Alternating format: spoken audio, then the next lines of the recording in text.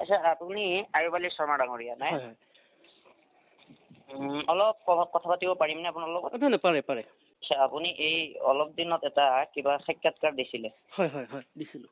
আমাৰ জ্যেষ্ঠ সাংবাদিক হাছিনুৰ ৰহমান সাহেব ডাঙৰীয়াৰ লগত। হয় হয় হয়। তাত কিছু মন্তব্য কৰা আপোনাক দেখা পালো। যেনে কোৰাণত হেনো নাৰীক ভোগৰ সামগ্ৰী বুলি কৈছে। হয়। তেনেকুৱা কিবা মন্তব্য আপোনাৰ শুনিলো। হয় শুনা পাইছে। মই কৈছো। প্ৰথমে বেয়া নাপাই যদি এটা কথা মই জানিব বিচাৰিম। আপুনি কিবা ধৰ্ম ফলো কৰেনে? কোনটো ধৰ্ম? জৈন ধৰ্ম, চাৰ্বাক দৰ্শন, বুদ্ধদেৱ এইবিলাকক মোৰ আদৰ্শ হিচাপে ভাল লাগে।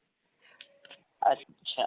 তাৰপিছত সকলো জীৱৰ যেনেকে ধৰ্ম থাকে, পদাৰ্থ যেনেকে গুণাগুণ থাকে, ধৰ্ম থাকে, মোৰো মোৰ এটা ধৰ্ম আছে যিটো নেকি মই মানো, মানৱতা মোৰ ধৰ্ম। হয় মানৱতা ধৰ্ম। আচ্ছা। আপুনি বেয়া নাপাব দেই। বেয়া পোৱা নাই, বেয়া পোৱা নাই।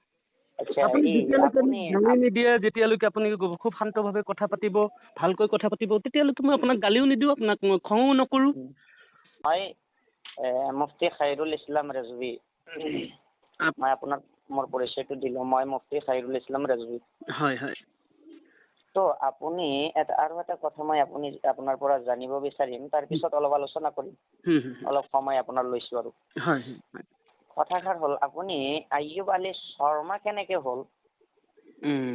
আচ্ছা, সেইটো মই আপোনাক দুটা ধৰণে উত্তৰ দিওঁ, বেয়া নাপায় যদি। আয়ুব শব্দৰ অৰ্থটো আৰবী ভাষাৰ শব্দ। আয়ুব শব্দৰ অৰ্থ সফল বা বিজয়ী। আচ্ছা। শৰ্মা শব্দৰ অৰ্থও সফল বা বিজয়ী। আচ্ছা। যদি মই শৰ্মা লিখিব নোৱাৰো, তেতিয়াহ'লে মই আয়ুবো লিখিব নোৱাৰো, হয়নে? আপোনাৰ চিন্তাধাৰা? নহয়, তাৰপিছত মই আৰু এটা কথা, মই হিন্দু কি মুছলমান কাকো মই পৃথক দৃষ্টিৰে নাচাওঁ। আচ্ছা। মোৰ গোটেই পৃথিৱীৰ মানুহ মোৰ প্ৰজাতিৰ মানুহ। যেনেকে গৰুৰ প্ৰজাতি থাকে, কুকুৰৰ প্ৰজাতি থাকে, মানুহ মোৰ প্ৰজাতিৰ। গতিকে মই কাকো ইছলাম নামৰ ধৰ্মৰ জৰিয়তে, হিন্দু নামৰ ধৰ্মৰ জৰিয়তে, খ্ৰীষ্টান নামৰ ধৰ্মৰ জৰিয়তে ভাগ কৰিব নোৱাৰো। মই সেইটো মানে মিলা প্ৰীতিৰ আন্তৰিকতাৰ কাৰণে মই দুয়োটা উপাধি লিখো। আচ্ছা, বঢ়িয়া। তাৰপিছত যিহেতু কিছুমান ধৰ্মই আকৌ যদি কয় যে নহয়, তুমি লিখিব নোৱাৰিবা, বিভেদকামী আছে, মানে ভাগ আছে, তুমি এইবিলাক কৰিব নোৱাৰা, এক ভাগত থাকিব লাগিব, দুই ভাগত থাকিব নোৱাৰা। যদি ধৰ্মবোৰ তেনেকুৱা বিভেদকামী হয়, তেতিয়াহ'লে সেই বিভেদকামী ধৰ্মৰ বিৰুদ্ধে মোৰ দুটা উপাধি প্ৰতিবাদ, যে মই এইটো প্ৰতিবাদ কৰিছো বিভেদকামিতাৰ বিৰুদ্ধে। আচ্ছা, ঠিক কৈছে। এতিয়া 1 মিনিট মই আপোনাক কওঁ। আপুনি এটা কথা কৈছে, আপুনি মানৱ ধৰ্ম বিশ্বাসী। আৰু বুদ্ধদেৱ বা তেওঁলোকক আপুনি আদৰ্শবিলাক ভাল পায়। হয়, চাৰ্বাকক মই আদৰ্শ বুলি ভাল পাওঁ। চাৰ্বাকে 5000 বছৰ আগতে কৈ থৈ গ'ল যে আৰু আপুনি উদাহৰণো দিছে। নহয়। আপুনি উদাহৰণো দিছে, যেনে গৰু, ছাগলী, কুকুৰ, মেকুৰী, হয়নে? তো গৰু, ছাগলী, কুকুৰ, মেকুৰীটো সাধাৰণতে নাম নাথাকে। তো আপোনাৰ আয়ুব আলী শৰ্মা, তো আপোনাৰো নাম থাকিব নালাগিছিল চাগে? আচলতে কাৰোবাক বুজিবলৈ, চিনিবলৈ, চিহ্নিত কৰিবলৈ একোটা নাম আৰোপ কৰা হয়। সেইটো মানুহে কৰিছে, আৰোপ কৰা কাৰবাৰটো। প্ৰথম অৱস্থাত বাৰু মানুহে ভাষাৰ যেতিয়া আৱিষ্কাৰ হোৱা নাছিল, তেতিয়া আকাৰ ইংগিতেৰে চলিছিল।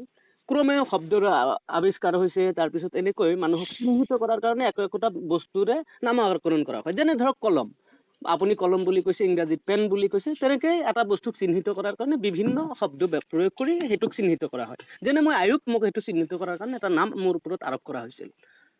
আপুনি কি ক'লে নামটো আপোনাৰ? মোৰ মুফতি খাইৰুল ইছলাম ৰেজভি। সেইটো আপোনাক সেইটো চিনাক্ত কৰাৰ কাৰণে আপোনাক হয়তো খাইৰুল ইছলাম নামটো দিছে। নহয়, মই প্ৰশ্নটো চাগে আপুনি বুজি পোৱা নাই। মই প্ৰশ্নটো কৰিছো, আপুনি যিহেতুকে মানৱ ধৰ্মৰ ফলোৱাৰ, মানৱ ধৰ্ম মানে, আৰু আপুনি উদাহৰণ দিছে গৰু, ছাগলী, কুকুৰ, মেকুৰী। তো আপুনি যিটো নাম ৰাখিছে, আপুনি যিটো দুটা ধৰ্মৰ নাম, সাধাৰণতে এই দুটা নাম চাগে দেই, এটা চাগে মুছলমান নাম আৰু এটা চাগে আমাৰ হিন্দু ভাইসকলৰ নাম, হয়নে? কেনেকৈ হয়, মই আপোনাক সেইটোৱে সুধিছো। যে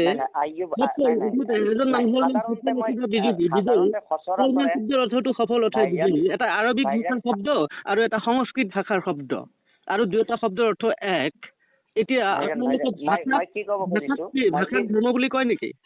ডাঙৰীয়া মই কি ক'ব খুজিছো কথাষাৰ বুজি লওক। ডাঙৰীয়া মই কি ক'ব খুজিছো কথাষাৰ বুজি লওক।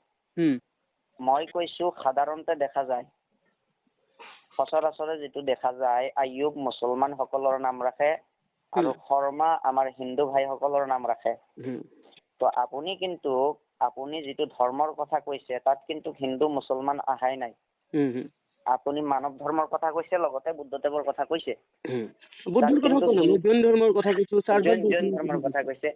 জৈন ধৰ্মৰ কথা কৈছে, তাত কিন্তু হিন্দু আৰু মুছলমান আহাই নাই। তো চাগে আপোনাৰ নামটো সেই জৈন ধৰ্ম হিচাপে ৰাখিলে বেছি ভাল হ'ল হয় নেকি? আচ্ছা, মই সেইটোৱে কৈছো আপোনাক যে নাম আৰবিক ভাষাটো যদি আৰবী শব্দত কোনোবা এটা নাম কোৱা হয়, যেনে হেলালুন, সেইটো কি হেলালুন কোৱাৰ লগে লগে সেইটো ইছলাম ধৰ্ম হৈ গ'ল নেকি? হেলালুদ্দিন, হেলালুন নহয়, নাম ৰাখিলে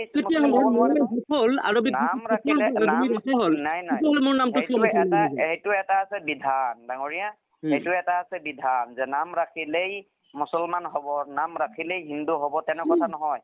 মই কিন্তু বিধানৰ কথা কোৱা নাই, মই সচৰাচৰ যিটো হৈ আছে সেই কথাষাৰে কৈছো। বাস্তৱতাত যিটো হৈ আছে সেই কথাষাৰে মই আপোনাক কৈছো। ধন্যবাদ। মই সেই প্ৰচলিত কিছুমান ধাৰণাৰ আৰু ভাঙিব বিচাৰো, ভাঙিব মানে কি ধুনীয়াকৈ ভাঙিব বিচাৰো, যিটো নেকি অযুক্তিকৰ সেইকেইটা। নাই, এইটোতো চাগে আপুনি অলপ অযুক্তিৰ কাম কৰিছে। কোনটো? এইটো যিটো আইয়ুব আলী শৰ্মা। আচ্ছা, মই আপোনাৰ কল ৰেকৰ্ড ৰাখিছো, প্ৰচাৰ কৰিব পাৰিম? ইনশাআল্লাহ, নিশ্চয় পাৰিবা। ময়ো পাৰিম নে? পাৰিব।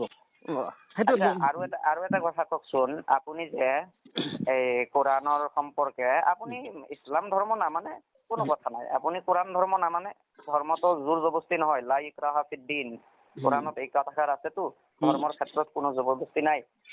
তো আপুনি চাগে যদি আপুনি এজনৰ প্ৰশংসা কৰিব নোৱাৰে, তো চাগে সেইজনৰ অপমানো কৰিব নোৱাৰে।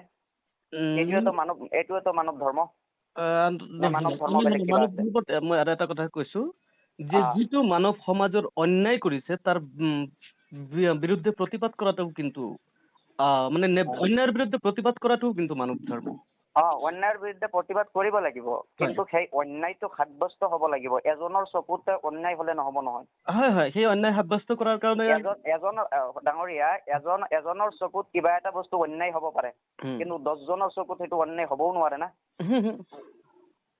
মানৱ ধৰ্ম এইটোৱে চাগে, মানৱ ধৰ্ম আপুনি কৈছে ভাল কথা, চাগে মানৱ ধৰ্মত এইটোৱে চাগে বেছি পপুলাৰ, যিটো এজনৰ প্ৰশংসা যদি কৰিব নোৱাৰে তাৰ আপুনি অসন্মানীয় কৰিব নোৱাৰে।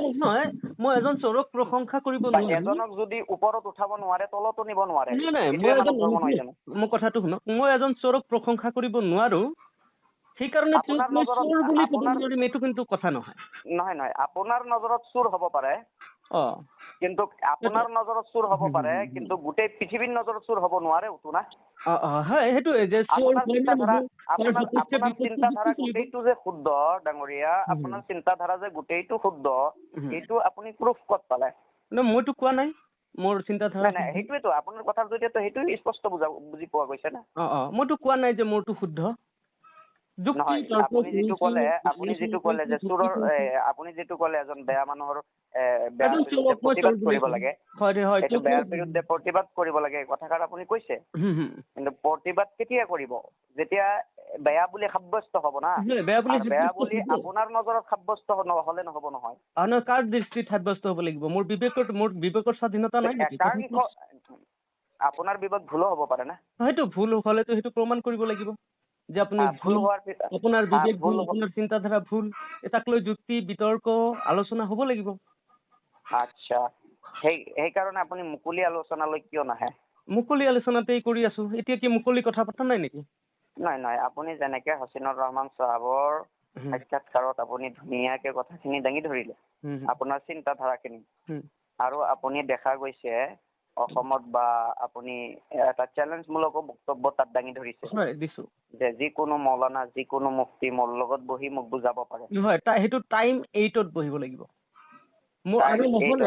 নহলে আপোনালোকে পুলিচ প্ৰশাসনৰ দ্বাৰা আৰু সেইটোতো যেতিয়া আপোনালোকৰ মানুহ 100 জন হ'ব আৰু মই অকলে থিয় হ'ম, 100 জন মানুহে যদি একেলগে থিয় দিব আৰু মই অকলে, সেইটোতো হ'বই নোৱাৰে। এজনে কথা ক'ব, আপুনি কথা ক'ব আৰু ইফালৰ পৰা এজনে কথা ক'ব। আচ্ছা, তেনেকুৱা পৰ্যায়লৈ আপুনি তেনেকুৱা নাই ডাঙৰীয়া, শেষে কৰিম। আপোনাৰ বহুমূলীয়া সময় লোৱাৰ কাৰণে দুখিত।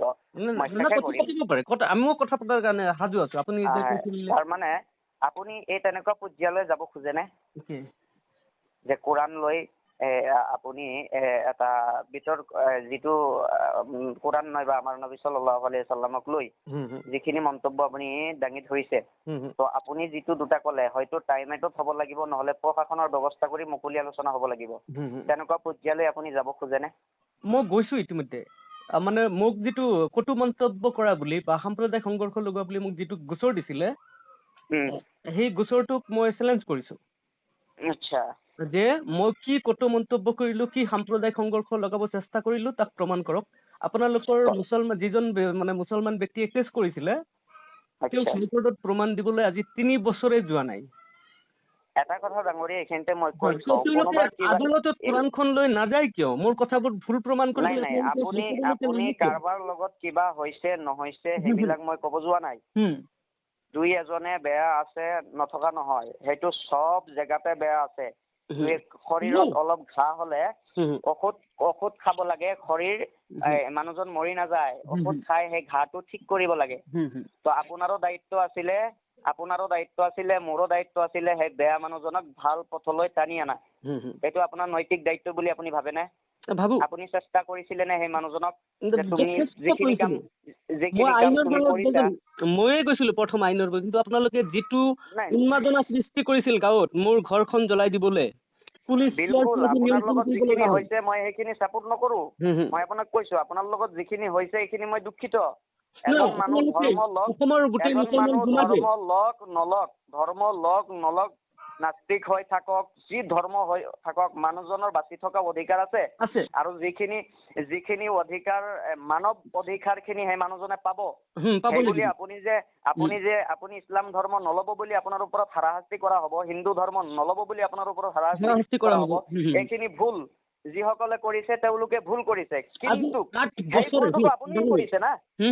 আজি 8 বছৰ কৰিছে না। কিন্তু ভুল আপুনিওতো সেই মানুহবিলাকক বুজাব চেষ্টা কৰা নাই? বুজাব চেষ্টা কৰিছোতো, মই কথা পাতিছো। কেনেকে কৰিছে? কোনোতো মই আপোনাৰ বিষয়ে পঢ়িলো, তেনেকুৱাতো কোনো কথা মই নাপালো। ক'ত মই বুজাবলৈ চেষ্টা কৰা নাই তেওঁলোকক? মই আপুনি মানৱ ধৰ্ম হিচাপে সেই মানুহখিনি ভুল পথত আছিলে, আপুনি মানৱ ধৰ্ম হিচাপে সেই মানুহখিনিক আপুনি ভুল এটা চিন্তাধাৰাৰ পৰা আপুনি আঁতৰাই লৈ আহিবলৈ চেষ্টা কৰিছিল নে? আজিও কৰি আছো, গোটেই জীৱনটোৱে কৰি যাম যে এইটো মানৱৰ সপক্ষে যেন লাগে, মানৱ জাতিৰ কাৰণে কৰিম। এইখিনি প্ৰুফ কিন্তু আপোনাৰ মই পোৱা নাই, সেইকাৰণেহে প্ৰশ্ন কৰিছো। নাই প্ৰুফ মই কৰি আছো। মই বিভিন্ন ধৰণে যিমান পাৰো মোৰ যি সামৰ্থ্য আছে মই মানৱ সেৱাৰ কামেই কৰি আছো।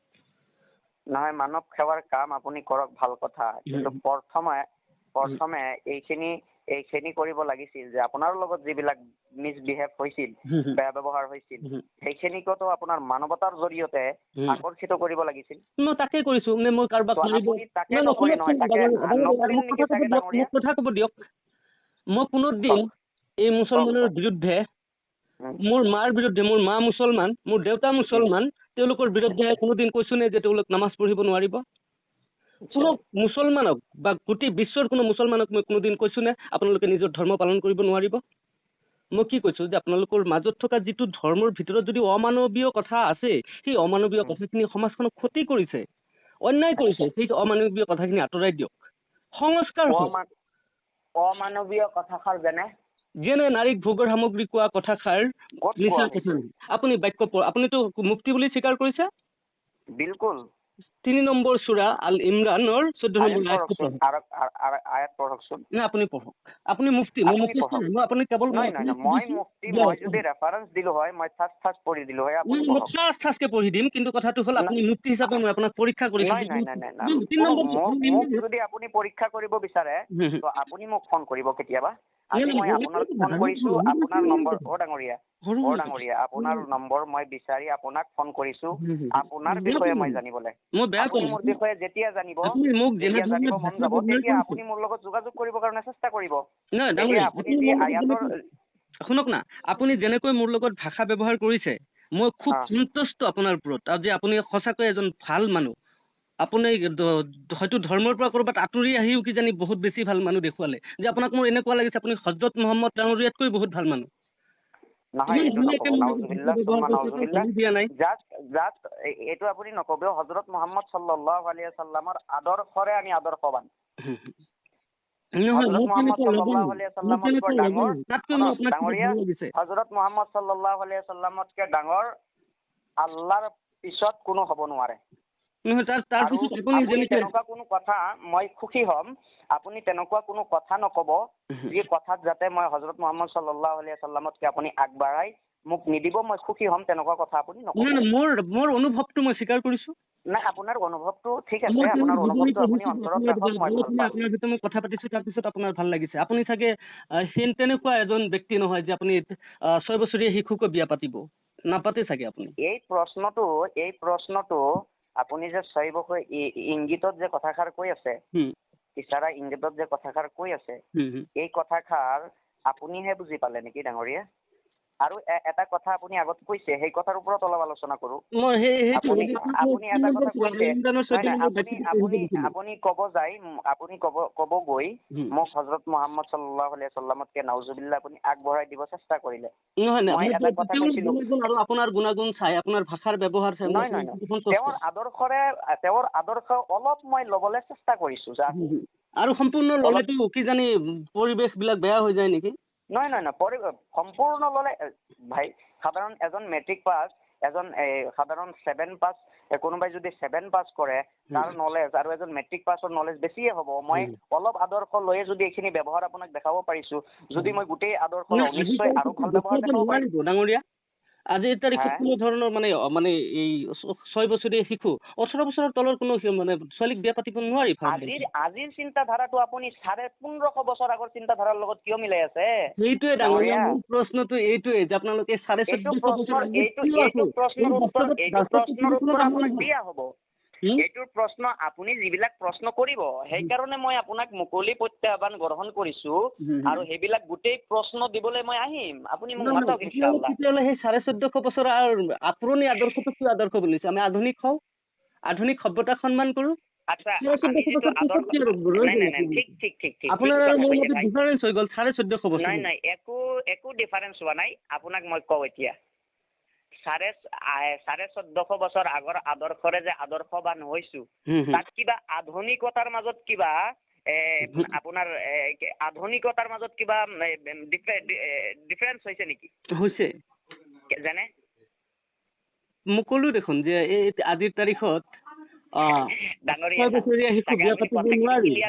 আপুনি চাগে কথাখিনি ক্লিয়াৰকে ক'ব পৰা নাই। মই আজিৰ তাৰিখত 6 বছৰীয়া ছোৱালী বিয়া পাতিব নোৱাৰি। আজিৰ তাৰিখত পৃথিৱীখনক আমি চেপেটা বুলি ক'ব নোৱাৰো। আজিৰ তাৰিখত নাৰীক ভোগৰ সামগ্ৰী বুলি আমি ক'ব নোৱাৰো। নাৰীক আমি শস্য ক্ষেত্ৰ বুলি নকওঁ। আপুনি ভোগৰ সামগ্ৰী বুলি ক'লে এইবিলাক কথা হ'ব। আপুনি কিন্তু আয়াতটো নপঢ়িলে। ধুনীয়াকে পঢ়ি দিছো। আল ইমৰান 3 নম্বৰ সূৰাৰ 14 নম্বৰ বাক্য, নাৰী, সন্তান, সোণ ৰূপৰ স্তূপ, চিহ্নিত ঘোঁৰা, গবাদি পশু আৰু খেতি পথাৰৰ প্ৰতি আসক্তি মানুহৰ ওচৰত সুভাষিত কৰা হৈছে।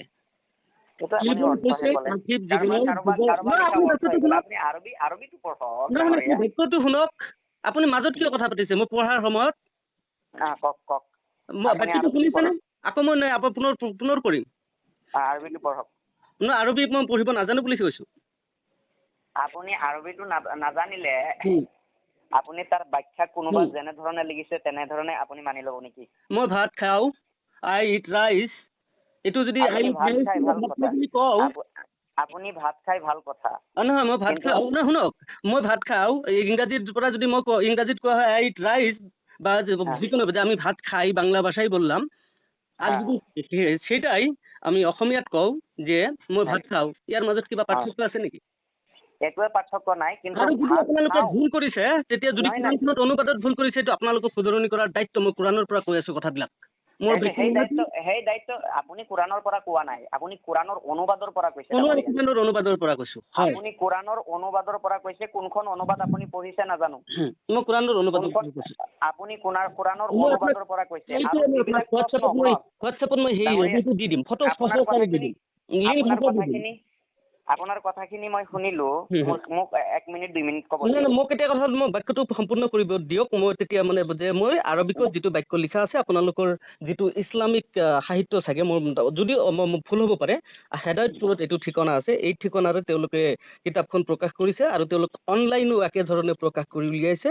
সেইখন মই ৰেফাৰেঞ্চৰ পৰা আপোনাক বাক্যটো পঢ়ি শুনাইছো যে সূৰা আল ইমৰান তাৰ 3 নম্বৰৰ 14 নম্বৰ বাক্য যে নাৰী সন্তান সোণৰূপৰ স্তূপ চিহ্নিত ঘোঁৰা গবাদি পশু আৰু খেতি পথাৰৰ প্ৰতি আসক্তি মানুহৰ ওচৰত সুশোভিত কৰা হৈছে। এইবোৰ পাৰ্থিৱ জীৱনৰ যুগৰ সামগ্ৰী আৰু আল্লাহ তেওঁৰ ওচৰত এই উত্তম প্ৰত্যাৱৰ্তন স্থল। এইখিনি কথা এতিয়া মই আপোনাৰ মানি নলম। আপোনাৰ এইখিনি কথা তেতিয়া মানে ডাঙৰীয়া ভিডিঅ' দীঘল হোৱাৰ কাৰণে দ্বিতীয় খণ্ড বনাব লগা হ'ল আৰু দ্বিতীয় খণ্ডৰ ভিডিঅ'ৰ লিংকটো ইয়াৰ ডেছক্ৰিপশ্যন বক্সত আপোনালোকে পাই যাব। দ্বিতীয় খণ্ড যিসকলে শুনিব বিচাৰিছে তেওঁলোকে শুনিব পাৰে। ধন্যবাদ।